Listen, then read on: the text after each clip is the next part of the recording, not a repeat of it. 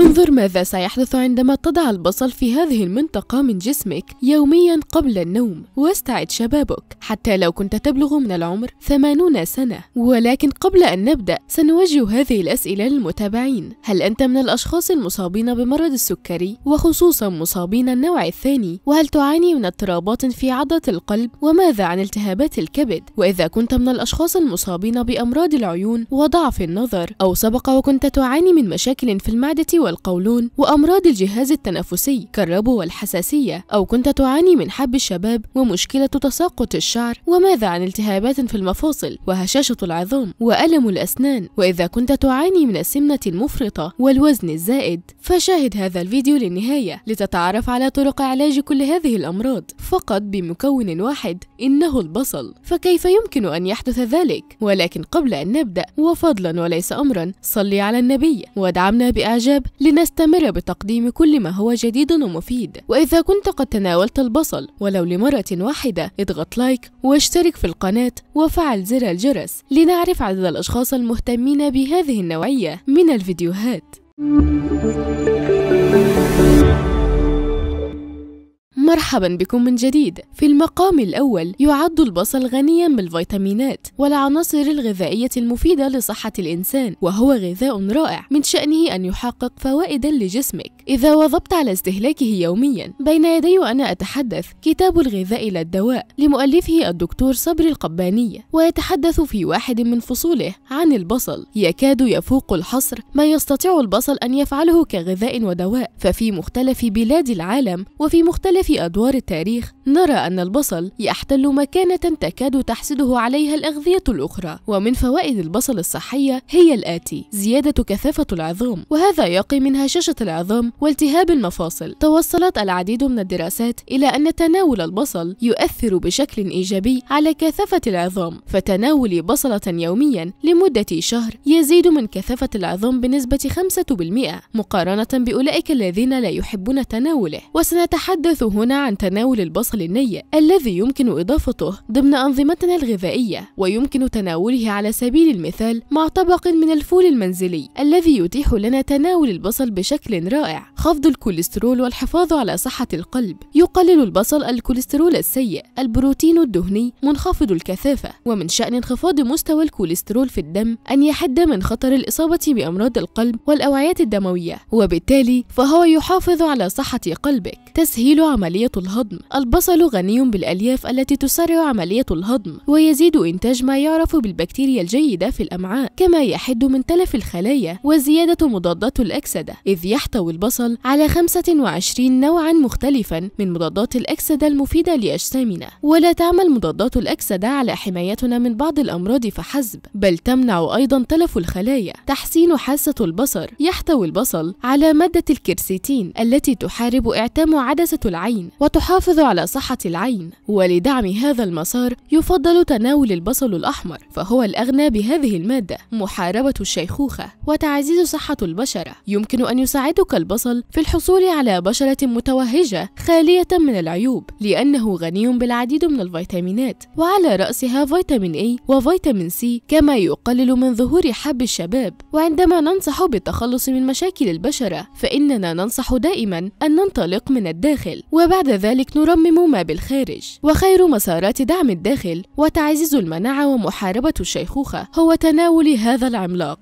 البصل الأحمر يحتوي على خصائص ومركبات كيميائية تقتل الخلايا السرطانية. انتبهوا جيدا، فالوقاية دائما خير من العلاج. البصل الأحمر يحتوي على محتويات مرتفعة من الكيرسيتين، وهو مركب كيميائي ينتمي إلى مجموعة المواد المضادة للأكسدة التي ثبت علميا أنها تعمل على محاربة الخلايا السرطانية. كما أن البصل الأحمر يحتوي أيضا على مستويات مرتفعة من الأنثوسيانين، وهي مواد عضوية لونية قابلة للذوبان في الماء، لونها أزرق غامق، وتوجد في العديد من الفواكه والخضروات وفي الأزهار، فيعطيها اللون البنفسجي أو الأحمر الغامق والأزرق. إنه أفضل أنواع البصل الذي يمكن أن نتناوله من أجل صحتنا، انظروا ما الذي أثبتته هذه الدراسة التي تابعها فريق إعداد قناة الوصفات الزوجية، وأظهرت أن البصل الأحمر ممتاز في قتل الخلايا السرطانية، كما أنه فعال في قتل خلايا السرطان الثدي. ووجد الباحثون أيضا أن مكونات البصل الأحمر تعمل على تنشيط المسارات التي تشجع الخلايا السرطانية على الخضوع للموت الطبيعي، كما أن مكونات البصل الأحمر تشكل بيئة غير مواتية للخلايا السرطانية وتعطل الاتصالات بين تلك الخلايا مما يثبط نموها. وقال فريق البحث إن خطواتهم المقبلة هي اختبار قوة البصل الأحمر في مكافحة السرطان على البشر، والبعض من أجل الحصول على هذه الفوائد يستسيغ تناول عصير البصل الذي يعتبر طاردا للبلغم وشافيا للالتهابات، وتناول فنجان صغير منه على مدار اليوم أمر رائع للصحة، إلا أن الخبراء نصحوا بإعداد عصير البصل يوميا حتى لا تتكون فيه البكتيريا والجراثيم. ودعونا نقرأ لكم هذه السطور في موسوعة الدكتور صبري القباني، إذ يؤكد أن البصل يحتوي على مواد مؤثرة على القلب والدورة الدموية، وأخرى مدرة للبول والصفراء، ومواد ملينة للبطن ومقوية للأعصاب، وفيه عدد من الهرمونات يغذي القدرة الصحية للرجال، ومواد وقدرات أخرى ما زال العلم يكتشف مزيدا منها على مرور الزمن. ويقول الدكتور: يعتبر البصل من نباتات الفصيلة الزئبقية، وإن احتوائه على خمائر إكسيداز وديستاز هو الذي يمنح خاصية الإدرار، مما يجعله مفيدا في حالات تشمع الكبد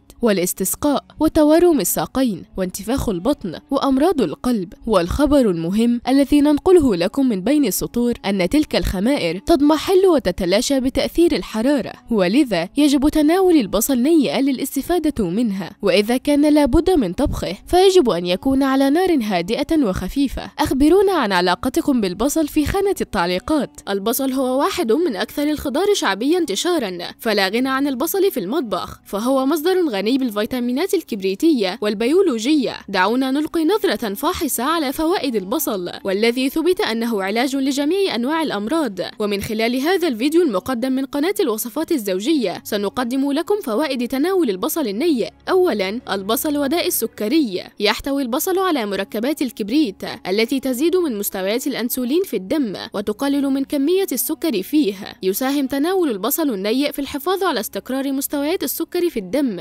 ثانيا، البصل في تقوية جهاز المناعة. يستخدم البصل كمضاد حيوي طبيعي منذ عدة سنوات، حيث يشتهر البصل بقدرته على التأقلم مع الديدان المعوية، الفيروسات المختلفة، حالات الزكام الناتجة عن عدوى في المسالك التنفسية، السعال والجراثيم مثل السالمونيلا، الكولي. ثالثا، البصل والوقاية من السرطان. ثبتت دراسات أجريت عام 2020 أن البصل يوقف نمو السرطان، وذلك من خلال استهداف 2 على الأقل من العمليات التي تساعد على نمو الورم، فيمكنه منع تنشيط أو تفعيل المواد المسرطنة، وذلك عن طريق الحد من تفاعلها وتسريع القضاء عليها، ويتدخل في عملية نموها فتموت الخلايا السرطانية. الاستهلاك المنتظم للبصل يقلل من الإصابة بسرطان القولون والحنجرة والمبيض والدماغ والمعدة والمريء والبروستاتا. رابعا، البصل وعلاج الجلطات الدموية. إن تناول البصل يمنع تكون مادة الفايبرين المسببة للجلطة، ومركبات الكبريت تعمل كمضاد لتجلط الدم